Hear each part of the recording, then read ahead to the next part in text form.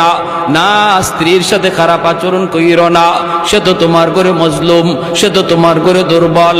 তুমি স্ত্রীর সাথে খারাপ আচরণ কইরো না, তুই তুকার কইরো না, মারধর কইরো না। আল্লাহ বলে আশিরু হুন্না বিল মারুফ, তোমরা তোমাদের স্ত্রীদের সাথে ভালো আচরণ করো।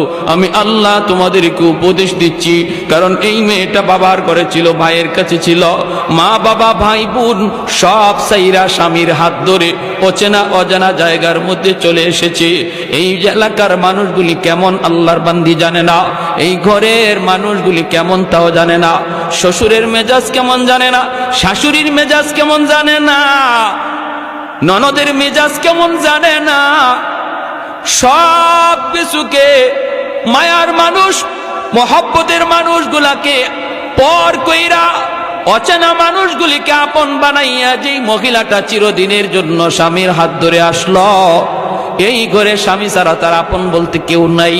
তুমি স্বামী যদি তার একটু মায়া না করো, আদর না করো, একটু বুক ভরা ভালোবাসা না দেও রে যুবক, আল্লাহর বান্দি এই ঘরে সারাটা জীবন কেমন করে কাটাবে? তোমার কোনো আচরণে যদি সে কষ্ট পায়, রান্নাঘরে গিয়া যদি এক ফোঁটা চোখের পানি ঝরায়, আল্লাহর আদালতের ফাইলে গিয়া চোখের পানিটা জমা হয়। হাসরের ময়দানে বহু স্বামী স্ত্রীর মামলায় আল্লাহর আদালতে আসামি হবে।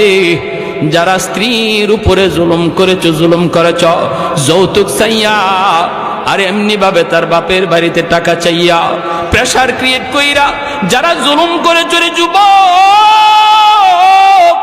মনে রাখো, মনে রাখো, এই দিন দিন নয়, এই জীবন জীবন নয়, মরণের পরের জীবনটাই হলো আসল জীবন। ওই জীবনে বহু স্বামী আল্লাহর আদালতে স্ত্রীর মামলায় আসামির কাঠগড়ায় দাঁড়ায় থাকবে। এজন্য বলি, স্ত্রীদেরকে মায়া কইরো, মায়া কইরো। আমার নবী, মায়ার নবী আম্মাদান আয়েশা সিদ্দিকা রাদিয়াল্লাহু তাআলা আনহা কই, নবী আয়েশা আমাকে বলতেছেন, আয়েশা, গ্লাসের যেই জায়গা দিয়ে তুমি পানি খাইছো, আমারে গ্লাসটা তুমি দাও, বাকি পানিটা আমি খাবো। নবী বাকি পানিটা খাইতে যায়া অন্যদিকে নবীর গ্লাস মুখটা লাগানোর জন্য আমি বললাম নবী গো, অন্যদিকে মুখটা লাগান। আমি ওই জায়গায় মুখ লাগায় পানি পান করছি। নবী কয়, আয়েশা, আমি বাকি পানিটাও খাবো, আর যেখানে তোমার টুট লাগছে ওই জায়গায় টুট লাগাইয়া আমি পানি পান করব।